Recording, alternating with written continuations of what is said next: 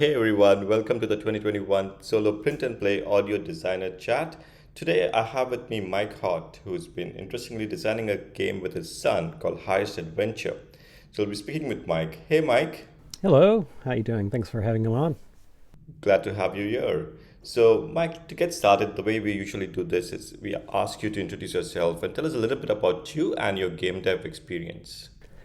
Yeah, hi everyone. My name's Mike. I've been doing game design for since 2007 professionally, so nearly 20 years, and then a little bit before that as well. So I've been across all sorts of different types of games, from miniature games. I've worked on Flames of War, Battlefront's Flames of War game, and then we went into some board games. We had a board game company. The company that I was working with purchased Gale Force 9, so I worked on a few of the Gale Force 9 games, things like Firefly and Star Trek Ascendancy, and a few, to name a few. And then we went to Then I left there and I got into computer games. So we did some video game design. I worked on MMO stuff like that, and then I jumped back to a little bit of more board games, and I've been that's when I kind of started doing my own stuff and things like card games, my own miniature games, and stuff like that. So I kind of founded my studios, my Scary Biscuit Studios, and then I started working in the VR space, which is my current job at the moment. So I've been designing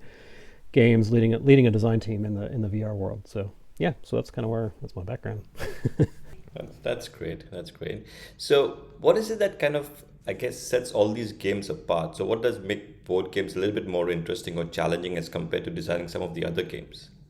Yeah, the thing that I love about board games is the social aspect. So, and that can be like, I say social, but I mean like the live action aspect. So that can either have another person on the other side of the table. So, yeah, in a regular board game setting, or it could be like in this case, like in this with this competition has been kind of solitaire. So there's not necessarily another person on the other side, but there's still like a social aspect, a tactile aspect of playing with components, putting cards down, that kind of stuff. So the challenges that I found, having coming from physical games and then moving into digital games, was the fact that I actually found that digital games were, in a way, simpler to create in that from a design point of view, all of the rules and stuff like that can be handled via actual programming and stuff like that. So when you're in board games, everything is clear. I mean, everything is transparent. You have to expose all of the rules to your players so they understand how to play your game. So there's a level of like, you have to be very comprehensive with your rules. You have to make sure that all of your rules are there. If they're not there, then people don't know how to follow it. So that's I think the biggest challenge for me between mediums, is just knowing that you've covered off everything. You've thought about all the different possibilities and stuff like that. So So now with this contest, the solo print and pick contest, is it the first time you're entering it, or have you entered in this before? I haven't entered the solo print and play contest last year. I kept an eye on it. I think that was the first time I'd ever kind of come across it. And I was like, "Ooh, this is kind of cool. I'm going to keep an eye on it." And then I did last year though enter the print and play war game contest of 2020, and that one was really interesting because I had a miniature game that I was working on, miniature war game around the American Civil War Ironclads, which was a print and play game for that. So I entered it in that competition last year, not the solo one. So, but I knew that I wanted to do a solo play one in the following year. So I've been kind of keeping an eye on it and getting ready, queuing up some ideas in the back of my head for when this one came up, because I knew that I wanted to enter it. Okay. So this time you've entered with Highest Adventure. Could you tell us a little bit more about that game and the fact that you're designing or co-designing this with your son? Yeah, that's been so exciting. So during I'll back up a little bit. During the pandemic here in New Zealand, we locked down in March of 2020, and we had a 3 month lockdown, and I was kind of just stuck at home, and I thought, you know what, this is a perfect opportunity for me to design a solitaire game. So I did. I designed a game called Lonely Cairn, which is kind of a push your luck sort of adventure game, and I designed it in just about 3-4 weeks, and then I started playtesting it, and my son was there, and he at the same time he got an assignment from his school, and it was design a board game as part of his assignment. And little did his teacher know that's like literally what what I did for a living. So that was pretty cool. And so when he got that assignment, and I was and also in the process of working on Lonely Cairn, it just kind of came together. And Theo was like, my son Theo, he was really excited. He wanted to know more about board game design. So we got into it. He designed a game that was kind of about building an ant colony, and you had to manage all of your resources as like a ant hive, and build your colony out and stuff like that. It was really cool. He had all these little pieces and components that he was making, and then we made a box to go with it that it could kind of sit in. He decorated his box. He even made his own little barcode down in the corner, and he was getting as authentic as possible. And so when that project was done, and my project was done, he got involved in a lot of the play testing and prototyping and stuff for Lonely Cairn, and he liked that aspect as well. So when a couple months later, after we came out of lockdown, life was kind of sort of getting back to normal here in New Zealand, and he ended up this contest kind of came up, and I asked him. I said, do you want to work on a kind of game together? And Theo was saying, yes, I would. I want to make something like Lonely Cairn, because he really enjoyed it. He enjoyed the mechanics of it, and so he wanted to kind of explore what that was like. And I said, this is a little bit different in that this is a contest, so there's a lot of like deadlines and stuff, and it's going to be a little bit more realistic in terms of how we build this and test it and stuff like that. And he was really excited because he wanted to learn more about the process and stuff. So I asked him kind of where he wanted to go with the theme, and if we're going to kind of do something similar to Lonely Cairn in kind of a push your luck kind of game. At the time, he had done a little bit of study at his school around Sir Edmund Hillary and Tenzing Norgay's climb up Mount Everest, and he said, "Could we think about Mount Everest as a theme?" And I said, "Absolutely. Let's look into it." And we discovered this great podcast series called Explorers Podcast. If anyone's out there wanting to learn about cool exploration expeditions and stuff, that's a really good podcast. But anyway, we were listening to his podcast on the expedition, the Hillary's 1953 expedition up to the top of Mount Everest. And so we listened to that. It was 4 episodes long. He was at the edge of his seat, like literally listening to this podcast, and he was just excited about the adventure. He said, I really want our theme to be about the climbing up Mount Everest. And so then that was kind of how the theme kind of started the thought process, and then he kind of attached it to this push your luck kind of core mechanic that I had worked on in a previous game, and then we were off to the races. And how do you keep him motivated? I know that this is one of his passion areas and he liked it, but how do you keep a child motivated in designing a game? Yeah, that's a really good question. It's certainly challenging. So with his school project, that was really easy because it was only like a week long, and this one's a much longer project, but it's also got a lot of deadlines associated with it and stuff. And so what we do is we have kind of a cadence where every other night we sit down and we have an hour of highest adventure time where we sit down and kind of design one thing. We sit down and decide, this is what we're going to solve today. So, for example, a couple of days ago was our adventure night, and we decided that we were going to figure out how we were going to do illustrations. And so he's just started hand drawing illustrations to put into the game for now. And so he's kind of he'll just do a couple every night instead of trying to do like a big cram a bunch of work in one night. I found that with him, if we do small little packets of, hey, let's just work on this little thing for like a half an hour or an hour every other day, then it became more manageable, and he looked forward to it at that point. So we now and then we'll have kind of like a big event. So last week we took our game down to a local play test. A bunch of game designers got together, and we were just kind of showing off our prototypes, and he got really enthusiastic about that because he could take the prototype, he could talk people through it, and then right after that he came home and then did about 10 illustrations for the game. So it's about trying to find what he was excited about and what what sorts of things he was interested in. He's a very curious individual, so he really wanted to know some kind of detailed stuff. So one of the things that I taught him, he's only 9 years old, but he got really into spreadsheets, which is amazing. I always design in a spreadsheet first. So we set up the spreadsheet, and he wanted to know more about that and stuff. And so we kind of talked about how math can fit into it, how to balance a game using math, which is one of his favorite subjects at school, as well as doing all of the kind of the narrative stuff that kind of goes with it. So yeah, it's finding those things that he's been really passionate about and kind of keying into it, but also spacing it out so that if he does all the stuff he loves right up front, then he doesn't have much motivation on the other side. So we just try to pace that out. And is he talking about any games in the future as well as designing more games after this? Or is he only focused on this one for now? Yeah, he's focused on this one for now, but he, like me, is already thinking of like what else could we do. So like right now, like just before now, he and I were talking about what we want to do for our design jam tomorrow, and he wants to think about the expansion already for the game. He's already got his head in the idea that there's a whole nother expedition that went up Mount Everest that failed in 1924, and so he wants to model that as an expansion. So there's like two different versions of two different like kind of adventure lines that you can go up.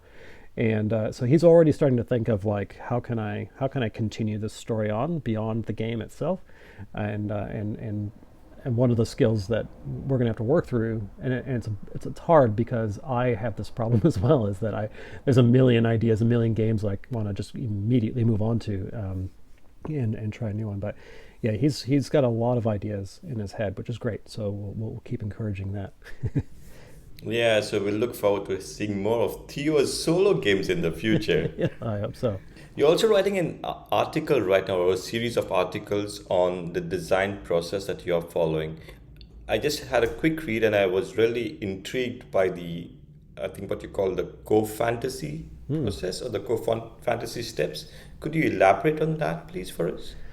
Yeah. So the concept of the core fantasy, it's an age old kind of game design tenet where you at the very beginning, when you're designing a game, you need to really understand what you want your players to feel like they are doing in your game. So in Highest Adventure, the core fantasy of that game is you're a climber, you're leading an expedition on Mount Everest. You want them to believe that that's who they are. And from that core fantasy, you then make game design decisions that support and reinforce that fantasy. So things like the decisions that you make in the game need to be the sort of decisions that an expedition leader would be making. But so if you're making, like for example, if you do something that doesn't resonate with that core fantasy, then it really sticks out as a breaking the immersion in the game. So if you do like if you're an expedition leader, if that's your core fantasy, but you're making a choice about something like grabbing a hold of a rock. You know, you've got two rocks in front of you. Which one do you grab onto? And that like that's starting to get like that core fantasy is more like you're a climber. If you're an actual like climber making the individual moves and stuff like that, those are the sorts of decisions you want to be making. But in our game, we really wanted the core fantasy to be that you're leading the expedition. So you're kind of in charge. You're sending waves of climbers up to try to get to the top, and that kind of stuff. So for me, setting that core fantasy is about figuring out what's the main role you want your players to be excited about, and then from there designing mechanics that reinforce that core fantasy. And it means later on when you're reviewing your design, you can look through the lens of your core fantasy and think, is this mechanic actually reinforcing my core fantasy? Because if it's not, it's probably dead weight, and you can remove it. So there's some things. It's a good way to kind of check your design to make sure it doesn't go too far afield. And so in my game, most of my game designs, I've got a document that I work in called a whiteboard app that I use called Miro, and I document all this stuff in it so that core fantasy almost becomes like the mission statement of my game. And then every time I make a decision to add something, I have that in the back of my head, and then towards the end, I'll use that to kind of verify my game design components and choices and things like that. So yeah, so that's the core fantasy, and that's how I use it. That's very nice. I mean, it's something that I think about, but I've never started documenting for most of the games that ideas, at least that I have. So I think that's really a nice way to structure it. And also, as you said, gives you a checklist to go back and look at have you achieved all of these things that you wanted? Or if you want to add something new, can you also refer back to that, right? So I think that's a very good way of doing it. Yeah, yeah, and it's really important to get right. I had a one of my games. I think it's on my website, and it's called Dreadnought. And one of the issues with that game was that I didn't really have my core fantasy nailed down. So I've got it takes place during World War One ships, and the core fantasy kind of shifted in it, like from a fleet, like you're controlling a fleet of ships, to like the level of a captain was the other core fantasy, and that struggled. So the game itself suffered because you're making captain level decisions when you've got like hundreds of ships, which means that the whole game bogs down in small choices, when really you want the choices to be greater and make the game faster. So as soon as you remove all the kind of the core fantasy that's not working for your game, then suddenly the game become works more smoothly. Back to the solo print and play contest. What is it that you find exciting about this one? You said you kept an eye on it last year. So what is it that you've seen in it that has really attracted you towards this? Yeah, I think I've been really excited with solo games. I guess like many people, I didn't really give solo play a lot of attention until the pandemic. And then when the pandemic came out, the other side of it was print and play. So when print and play and solo games kind of come together, that's like the perfect storm for being in lockdown and stuff. So one of the things that I was excited about with this year's or last year's and this year's contest, and the reason why I want to be involved was is I was amazed by how clever the community is as a whole, and how creative they are. And what's amazing to me about this year is we're pushing nearly 50 games, and we've only been doing the contest has only been going for a month, and we've got 50 games nearly, and that to me just really resonates. Like there's an incredible amount of people out there with talent, different ways of doing things, amazing artwork, different types of graphic design.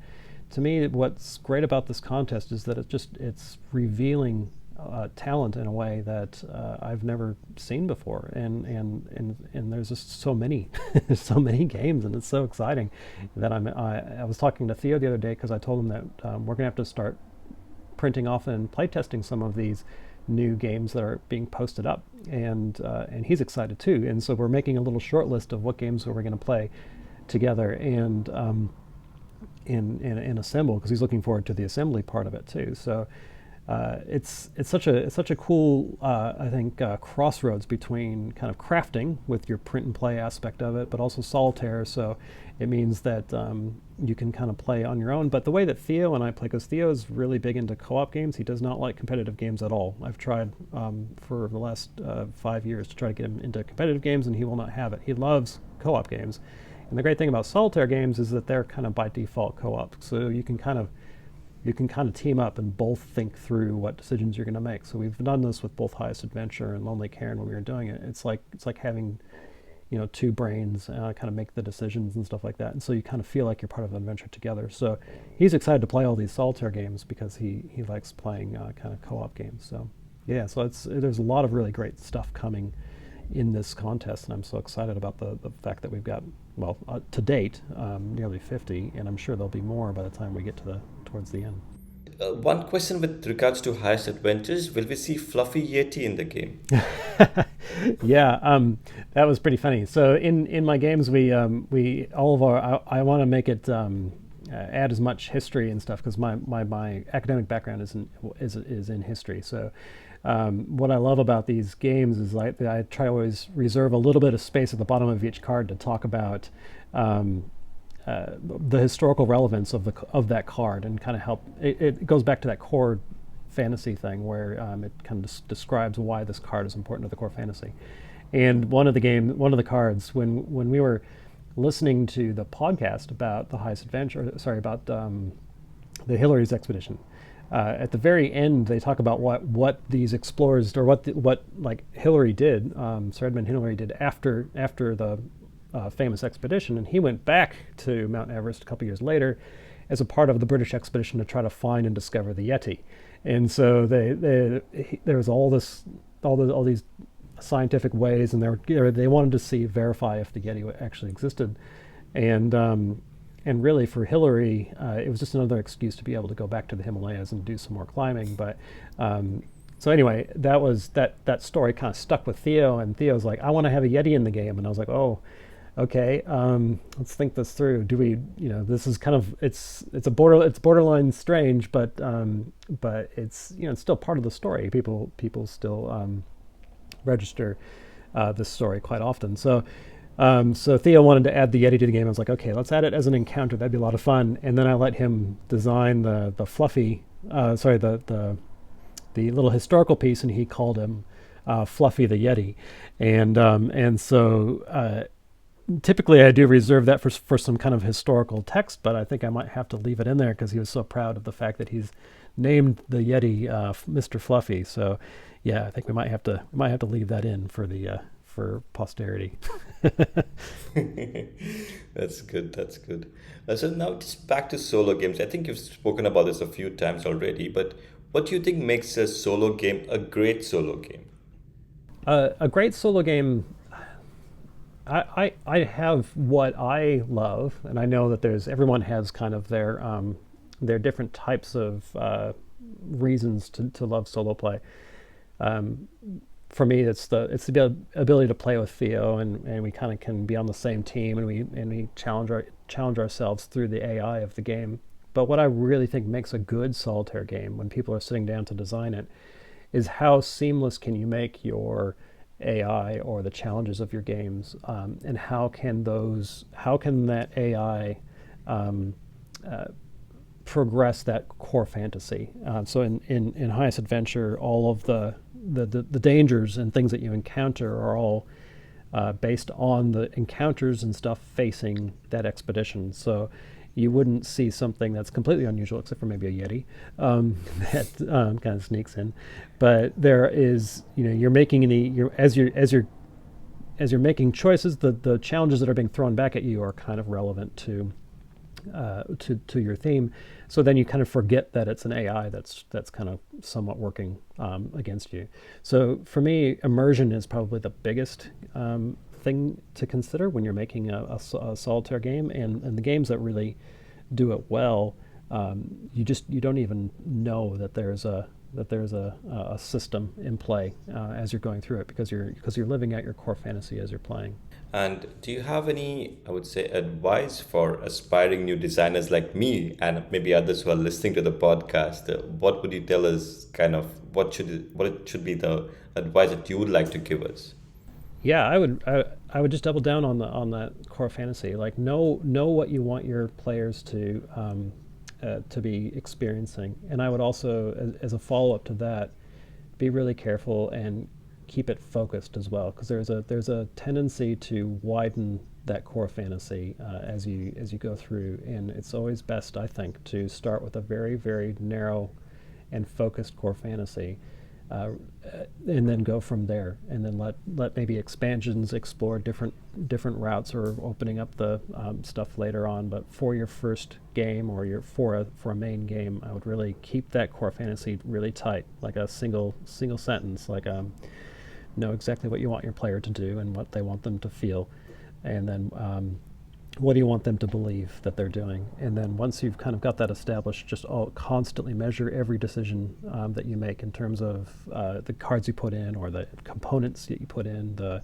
interactions, the emotions that you want them to feel. Everything should resonate with that core fantasy. That's very, very insightful, I think, at least for me. And I'll be following your blog very, I would say, closely to learn more about this process. Yeah. Yeah. Well, we're aiming to do a weekly update. So hopefully in the next couple of days, we'll get one up there. Perfect. Sounds good. Yeah, thank you so much, Mike. This was a pleasure speaking with you, and also learning how you involved your son Theo in this game. I look forward to playing Highest Adventure sometime soon. Thank you so much. Thank you for having me.